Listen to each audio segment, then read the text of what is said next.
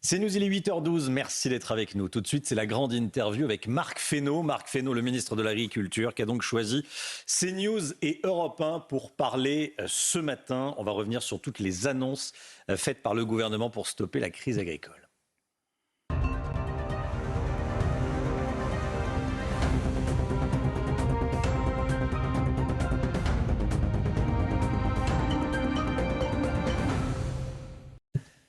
Bonjour Marc Fesneau. Bonjour. Merci d'être avec nous. Vous êtes ministre de l'Agriculture et de la Souveraineté alimentaire de la France et Dieu sait que ce n'est pas anodin.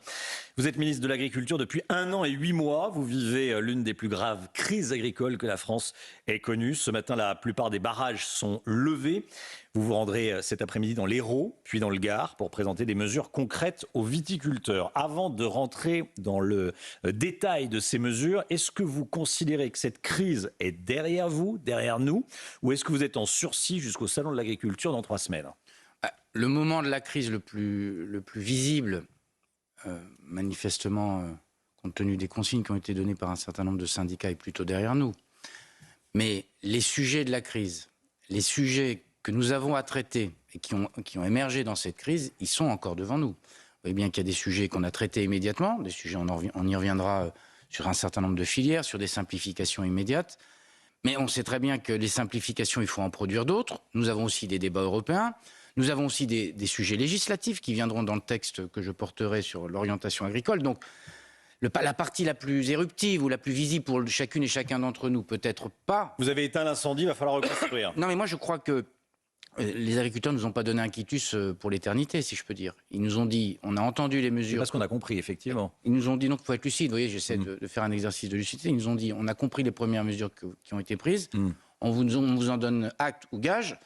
Mais il y a des tas d'autres choses à traiter. Il y a des sujets européens aussi qu'on aura à traiter. Donc l'idée n'est pas de lever le pied, l'idée est plutôt d'accélérer sur les mesures telles qu'elles ont été annoncées par le Premier ministre, aussi par le Président de la République, les intentions qu'il a données sur les questions européennes. Les agriculteurs qui attendent des engagements écrits, quand est-ce que vous allez les ils ont été donnés aux syndicats hier sur ce qui a été, en fait, ça a repris les annonces du Premier ministre. Moi, je me sens dépositaire de ce que nous avons dit durant cette crise, de ce qui a été dit durant cette crise, et de faire en sorte que, petit à petit, l'ensemble des sujets qui ont été mis sur la table soient résolus. Alors, les aides, on va commencer par les aides.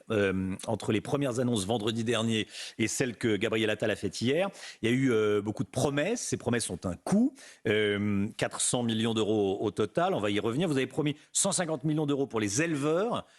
Comment cette somme va-t-elle être répartie, 150 millions chez les éleveurs ? C'est une somme qui va être répartie sur en fait, des allègements fiscaux et des allègements sociaux qui permettent au fond...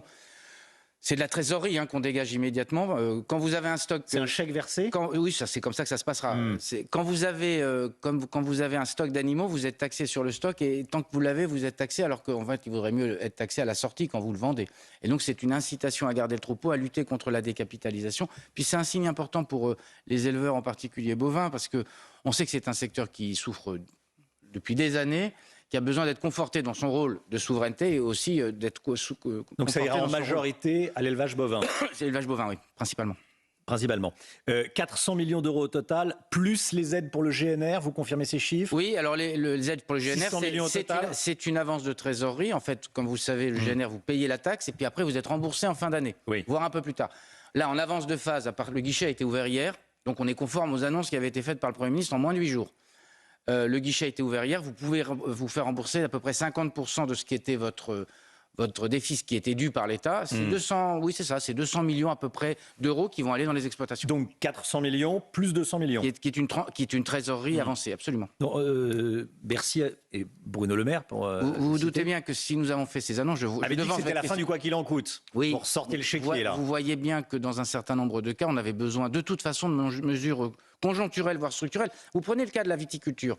On met 80 millions de mesures conjoncturelles pour faire face à la crise, et puis 150 millions qui visent à faire quoi ? À restructurer notre vignoble et à le préparer pour l'avenir. C'est pas un mauvais investissement quand c'est sur du moyen long terme. Et c'est ça ce qu'on a essayé de travailler aussi, c'est-à-dire d'avoir des mesures de court terme et puis d'avoir des mesures de long terme. Alors, une question sur la méthode du gouvernement, Marc Fesneau. Ce sont des mesures d'urgence que vous avez annoncées depuis vendredi dernier, mais pour que ça fonctionne, personne n'est dupe. il faut changer le plan européen. Sur le plan européen, c'est à Bruxelles que ça se passe. Le président dit qu'il faut un égalime européen. La France a les moyens de ses ambitions quand en France, il aura fallu des dizaines de milliers d'agriculteurs dans la rue pour tenter de faire respecter la loi Egalim. D'abord, rappelons que c'est la France et elle seule qui a monté Egalim, et c'était sous l'impulsion du président de la République en 2017, et qui est venu rompre avec ce qui était la loi de modernisation de l'économie, fameuse loi LME. Et donc c'est nous qui avons pris l'initiative en France de la loi Egalim. On s'est rendu compte que les premières années, ça avait plutôt bien fonctionné, mais que dans le contexte inflationniste, un certain nombre de gens, soit par des centrales européennes, soit par d'autres voies, détournaient Egalim. Qu'est-ce que ça dit aussi? Ça dit que ce que nous avons porté, nous, de la rémunération, et ça a été porté par le président de la République dans ses différentes campagnes, ça a plutôt fonctionné. Il faut mettre en place des contrôles, parce qu'on voit bien qu'un certain nombre de gens sont en train de les dévoyer, mais ça fonctionnerait beaucoup mieux au niveau européen, parce que ça permettrait que l'ensemble des agriculteurs européens trouvent leur rémunération. Vous voyez bien que la crise, vous avez des images on a des images on voit de pas sur Europe 1, mais il y a des images de Bruxelles, avec derrière nous ou à côté de nous. Flammes, oui. Vous voyez bien que la crise, elle est française et elle est européenne. Elle interroge sur la question de la rémunération. Et puis, au-delà d'Egalim, on a besoin de poser sur la table des sujets européens. Mais la France a assez de poids aujourd'hui pour imposer un Egalim européen? Il me semble que sur les 3 sujets qui étaient ceux qui étaient portés par la France, le sujet ukrainien, le sujet de la dérogation sur les jachères et le sujet Mercosur, la voix de la France, par l'entremise du président de la République en particulier, elle a pesé, me semble-t-il. Et donc, si elle a pesé ces derniers temps, elle va peser dans les temps qui viennent. Mais dans une logique de coalition, on a besoin de trouver des alliés. J'ai porté la voix de la France sur la question de la jachère. On y est arrivé pourquoi? Parce qu'à la fin, nous avions plus d'une vingtaine de pays qui suivaient notre position. C'est pas tout seul la France. Mais la France, elle a une voix particulière en Europe. Elle s'est fait entendre ces derniers mois, ces dernières années, sur ces sujets-là comme sur d'autres d'ailleurs. Il convient de continuer à le faire. Un revenu garanti pour les agriculteurs. En clair, la loi Egalim garantit aux agriculteurs le fait qu'ils ne vendent pas leur production à perte. Absolument. Elle doit garantir le fait que la matière première agricole soit prise en compte dans le cadre des coûts de production et de faire en sorte qu'on ne rémunère pas en dessous des coûts de production les agriculteurs. C'est une rupture historique qui a été produite avec Egalim, même s'il faut l'appliquer et qu'il y a des gens qui dévoient la règle. Marc Fesneau, ministre de l'Agriculture, on va prendre l'exemple du lait. Ça veut dire que pour le lait, par exemple, on ne va plus acheter le lait à moins de 45 centimes le litre. C'est ça, c'est le point d'équilibre est là. Alors c'est différent. Aujourd'hui, il est acheté à 40 centimes le litre. Vous connaissez le sujet. On attend, absolument. Et 40 centimes, ils ne vivent pas. Ils vivent pas. Bon, ils demandent 45,50. Différent d'un territoire à l'autre, parce que mais ça, c'est très concret. Oui, mais c'est très concret, mais c'est l'objectif qui doit être atteint. Il y a un certain nombre d'ailleurs d'opérateurs de lait qui sont. Donc ça ne sera pas le cas demain. Mais la négociation devait se terminer le 31. Je crois comprendre qu'il y a un certain nombre d'endroits où la négociation s'est rompue. C'est une négociation. Il y a un point d'équilibre qui doit se trouver. Pour certains, c'est autour de 450. Je suis sur les 1000 litres, là. Oui, voilà, oui. Ce qui revient à 45 centimes, mais c'est 450 les 1000 litres. Moi, je suis sur le gros volume. Oui. Reconnaissons que parfois, 10 ou 20 euros des 1000 litres, ça fait 0,1 centime ou 0. Vous voyez ce que je veux dire? C'est pas énorme et donc chacun doit faire sa part de l'effort. C'est un effort continu. La rémunération du lait s'est plutôt améliorée ces derniers mois et ces dernières années. Là, on est dans un moment de crise qui justifie qu'il y ait un effort particulier qui soit fait par les transformateurs et les distributeurs. Il y a un gros sujet également sur l'origine des produits. On a beaucoup parlé du miel. Qu'est-ce qui va changer, par exemple, pour le miel? C'est scandaleux ce qui se passe avec le miel. C'est-à-dire que le miel français coûte forcément très cher à produire et on importe un miel qui n'est pas du tout de la même qualité. Et surtout, on dit qu'un miel est français, alors qu'à l'intérieur, il ne l'est pas. Bon. D'abord, on a un problème d'étiquetage. Alors, il y a un travail qui a été fait par les députés européens, tous les députés européens, y compris ceux du groupe Renew, qui est un travail d'étiquetage qu'on ne puisse pas appeler un miel français quand ça n'est pas un miel français, ou un miel italien, d'ailleurs, pour les Italiens qui en produisent, ou les Espagnols. Donc, on a un premier sujet, c'est un sujet d'étiquetage. On ne peut pas faire du mélange comme ça. Il me semble que c'est un élément important. Et donc, au niveau européen, on a besoin, sur l'ensemble des productions, de pouvoir donner de la transparence aux consommateurs. C'est leur dire, vous achetez un produit, sachez ce que vous achetez. Et avec ça, ils feront en conscience aussi leur choix. Mais il y a besoin de transparence et d'une meilleure transparence. Le président de la République, et j'ai emboîté le pas sur le sujet, puisque nous y travaillons depuis plusieurs mois, il y a une réglementation européenne qui est en attente sur l'étiquetage. Il faut que cette réglementation européenne soit mise sur la table par la Commission européenne pour qu'on puisse en débattre et qu'on puisse la voter dans des délais qui soient des délais raisonnables. Alors hier, il y a un mot qui s'est glissé dans vos discours, au Premier ministre, à vous, à Bruno Le Maire, c'est le mot souveraineté. Oui. Vous étiez passé le mot, évidemment. Même pas, pour tout vous dire. Ah bon, on n'a pas besoin de se passer le mot pour parler de souveraineté, à vrai dire. L'objectif de souveraineté alimentaire, on va voir ce que ça veut dire politiquement, mais déjà très concrètement, ça veut dire quoi? L'objectif de souveraineté alimentaire qui sera inscrit dans la loi, qu'est-ce qui va changer? Ça veut dire que nous avons un objectif de politique publique et qui doit s'aligner, et qui doivent s'aligner, je parle des politiques publiques, c'est le fait que nous retrouvions la souveraineté alimentaire et la sécurité alimentaire en Europe et en France. La souveraineté alimentaire, c'est quoi? C'est pas l'autarcie, la souveraineté alimentaire. C'est pas l'autosuffisance. La souveraineté alimentaire, c'est que nous décidions que sur un certain nombre de filières où nous sommes déficitaires, je pense aux fruits et légumes, je pense aux ovins, je pense à d'autres filières, nous fassions en sorte de reconquérir cette souveraineté que nous avions il y a 25 ou 30 ans. C'est une lente dégradation à laquelle on a assisté pendant 25 ou 30 ans. Chacun doit prendre sa part, je prends la mienne. Et donc, on doit réinverser cette tendance-là. Mais la souveraineté, c'est pas... La France n'est pas une puissance exportatrice. C'est-à-dire plus de produits français proposés sur les marchés. C'est surtout plus de production française qui permettra d'avoir plus de produits français. On a la même chose d'ailleurs sur la volaille. La souveraineté, c'est la capacité à reprendre notre destin en main en matière de production agricole. C'est de ne pas subir une érosion et de décider des endroits sur lesquels nous avons décidé d'avoir de la croissance. Et puis la souveraineté, c'est une souveraineté générale. L'alimentation, c'est devenu une arme de guerre. L'alimentation, c'est devenu une arme géopolitique. Donc la souveraineté, elle est française, européenne, pour faire en sorte que nous ne soyons pas à la merci, à l'extérieur de nos frontières, de stratégies qui soient des stratégies de chantage à l'alimentation. J'ai besoin d'une agriculture... On perd de la souveraineté alimentaire, là. J'ai besoin d'avoir une souveraineté qui permette de rayonner à travers le monde et de faire de la géopolitique. Il m'importe de savoir qui nourrit le continent africain. Il m'importe de savoir... qui ne pourra pas, pour une partie d'entre lui, se nourrir tout seul. Et donc je préfère que ce soit nous que d'autres puissances qui ont des intentions qui sont moins, comment dirais-je, moins pacifiques que d'autres. Et donc la souveraineté, c'est soi-même sur les filières et à l'extérieur de nos frontières de faire en sorte qu'on fasse de l'agriculture et de l'alimentation un objet géopolitique. Vous parlez à l'instant de géopolitique.